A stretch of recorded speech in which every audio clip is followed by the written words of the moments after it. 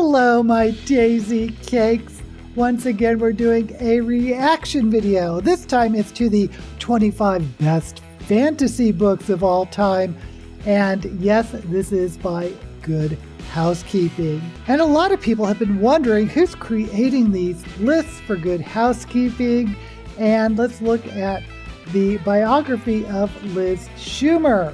Liz is a senior editor to Good Housekeeping, where she runs the Good Housekeeping Book Club, edits essays and long-form features, and writes about pets, books, and lifestyle topics. So Liz is not an expert on speculative fantasy science fiction. I think we knew that. But she reads a lot of books. At least I assume she does, because she's in charge of the Good Housekeeping Book Club. But we've looked at her science fiction books before, which I'll link up here if you haven't seen it and are interested. But right now, let's go ahead and look at her fantasy choices. So as before, we're starting with number 1, The Library at Mount Shar by Scott Hawkins.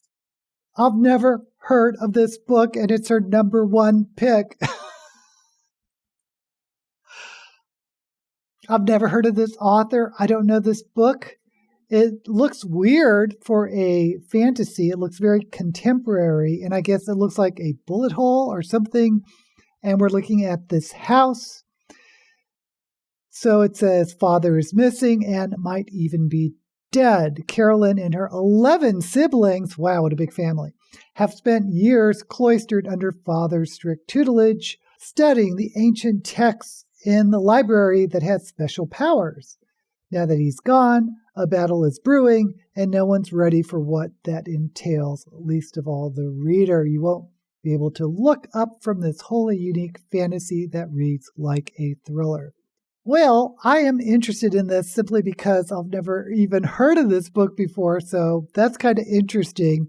If you've read it or know anything about it, please let me know down in the comments. And while you're there, don't forget to like this video and subscribe to my channel. Okay, looking at number 2, A Hero Born by Jin Yong. I don't know this one either. Oh my God, the top 2, I don't know what these books are, and I consider myself a big fantasy reader. Legends of the Condor House, Book 1. Of course, it's reminding me of the Poppy Wars by R.F. Kuang. But this one's translated, so Jin Yong was, I guess, a Chinese fantasy writer, and this is a translation. That's kind of interesting. Again, even though there's 300 million copies sold worldwide, I haven't read it. Okay, the little blurb here says, what Lord of the Rings is to the United States, the Condor trilogy is to China. So fantasy fans owe it to themselves to check out the translation. In this first book, we meet Guo Jing. Born and raised in Mongolia after his father is murdered, he learns Kung Fu as an apprentice to Genghis Khan. And we're off to the epic, exciting races.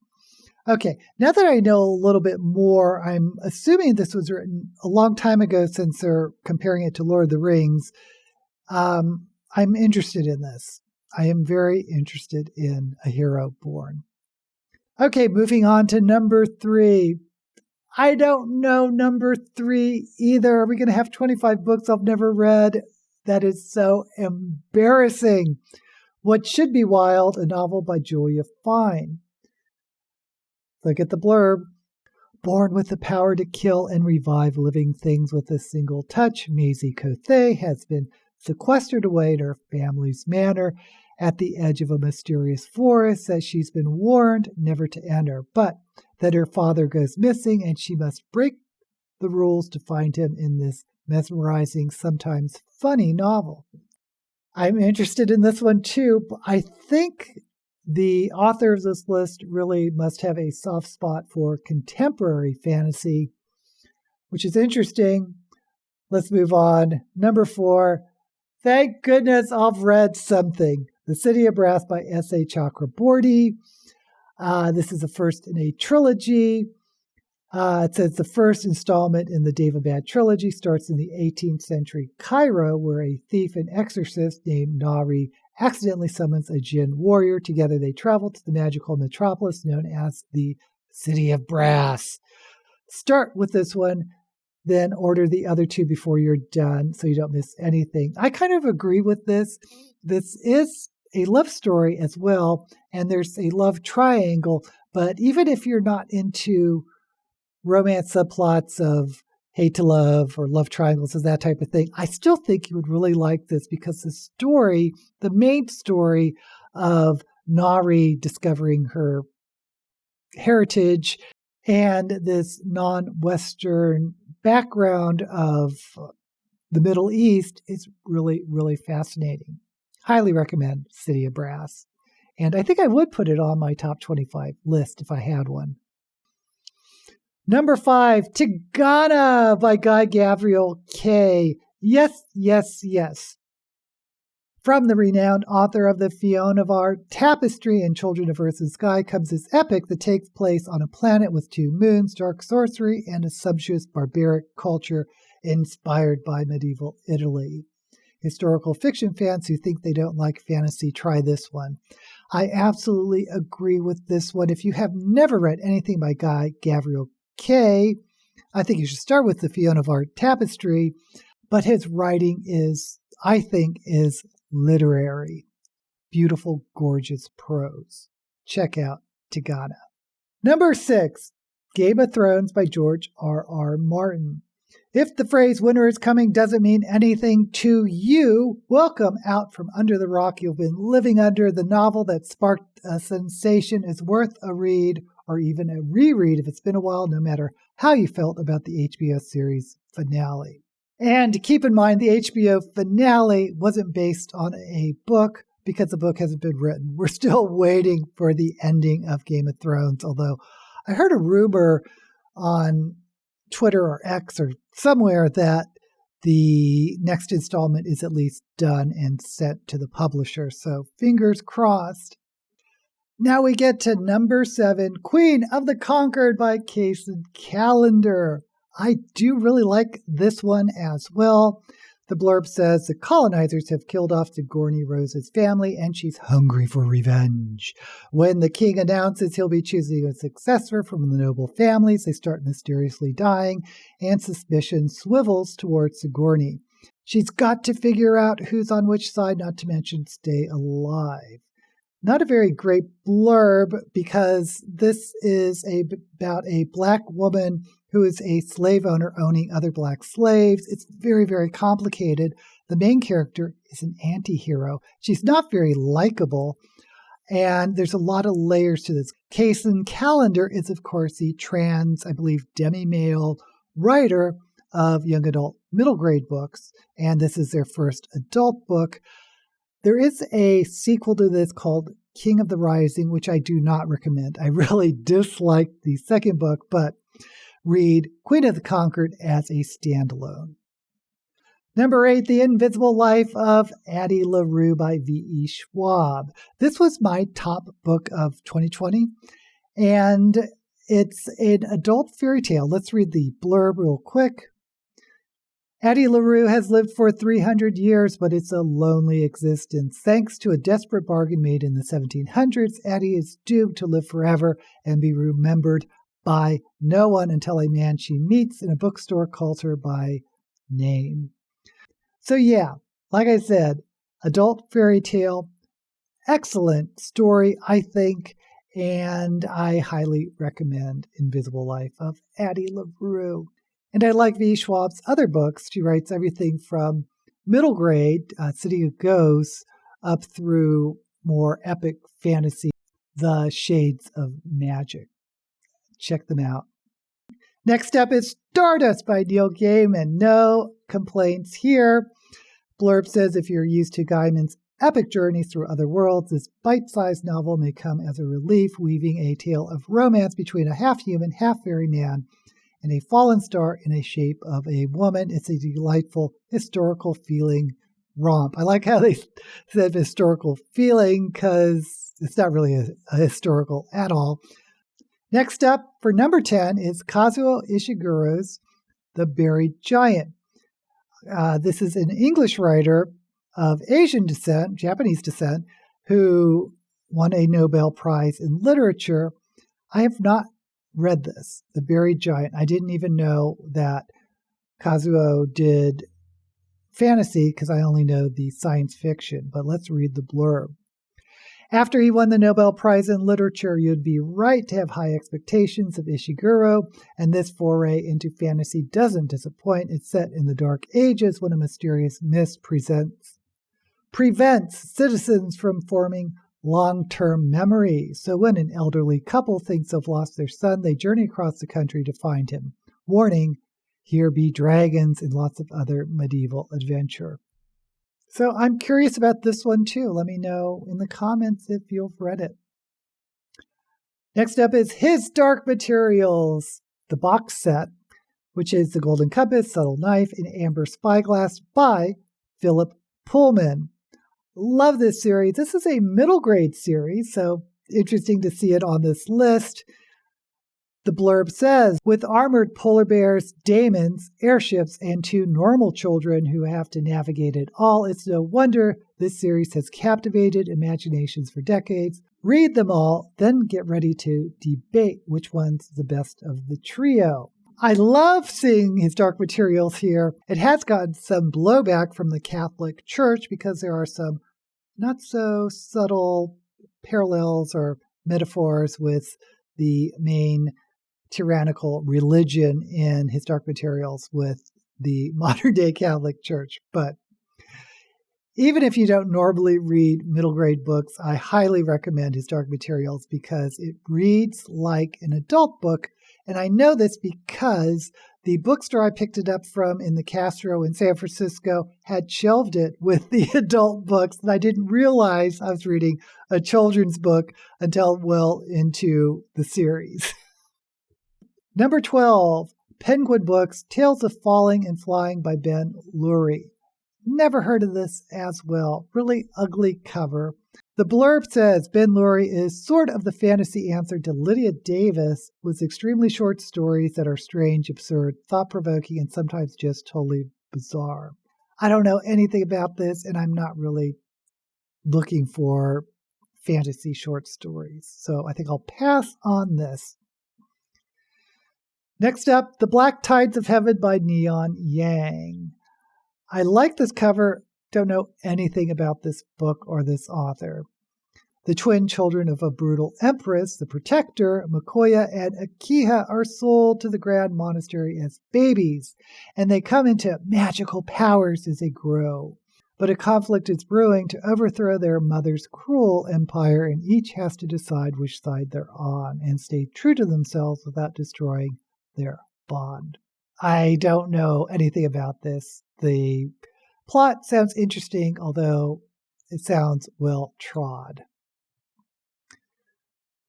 Next up, Black Leopard Red Wolf by Marlon James. I have not read this, but I've heard about this and I have been wanting to read this book. Let's look at the blurb. Immersive and imaginative, this one draws from African mythology and history to create the story of Tracker, a hunter who joins a ragtag group of characters, including a shapeshifter called Leopard, to search for a missing boy. But there seems to be people invested in making sure he stays lost, which begins to call the question, who's telling the truth and who's hiding? Once again, this is a book I want to read even though I haven't. Let me know in the comments what you think if you've read this book. Number 15, Get in Trouble by Kelly Link. Finalist for the Pulitzer. Fantasy doesn't have to be long to pack a punch. These luminous left-of-center short stories are a great introduction to fantasy and those who find epic, otherworldly tones a bit intimidating. Once again, I think this looks like contemporary fantasy, and I'm not really interested in picking up a book of short stories. I like the cover, though.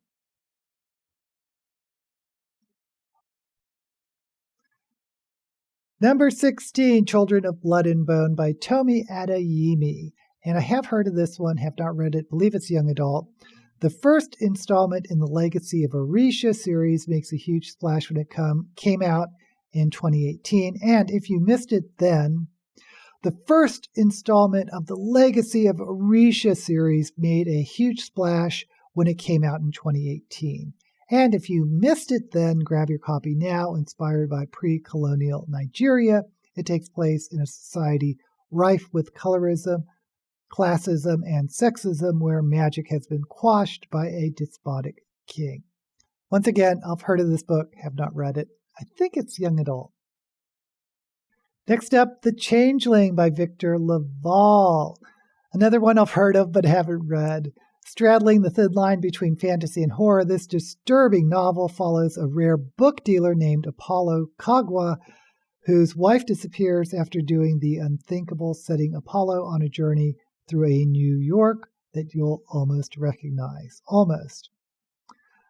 Again, I'm assuming it's a contemporary fantasy. Have not read it. Next up, The Fifth Season by N.K. Jemisin. One of the most beloved series. Jemison's Broken Earth trilogy is a force set in a unique apocalyptic world that feels more prescient than ever. Come for the remarkable story, stay for the gasp-inducing twist. Now, I always thought this was science fiction rather than fantasy. I guess I can see the fantasy elements in it, but I would say it's science fiction. The remarkable thing about this series is each volume, all 3 volumes, won the Hugo for Best Novel in 3 consecutive years. Never been done before. I would highly recommend this fantasy or science fiction trilogy. Number 19, The Way of Kings, Book 1 of the Stormlight Archive by Brandon Sanderson. An ambitious, weighty foray into the 10-book series, this book introduces us to the storm-swept Roshar after the fall of the mythical knights Radiant.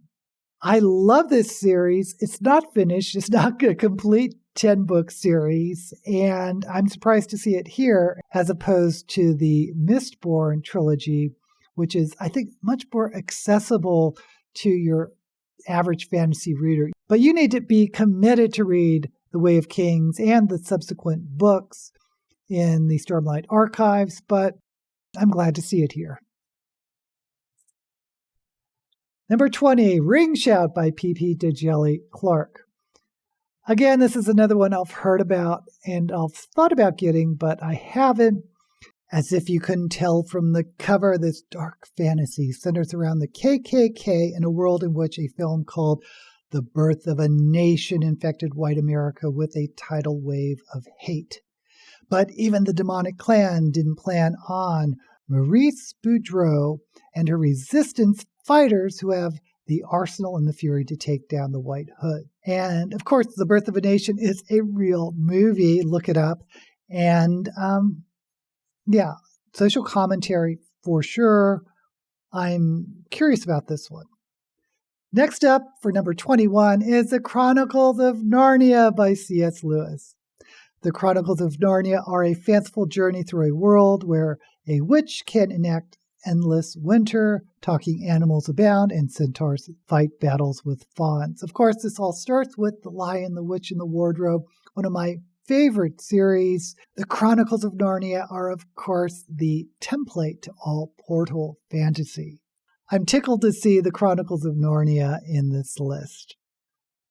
Number 22, The Bloody Chamber by Angela Carter. 75th Anniversary Edition. I have not read this, and it's been around 75 years. Okay.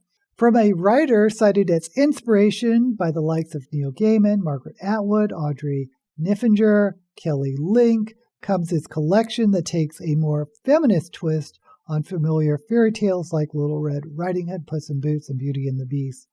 It'll stick with you long after the last page.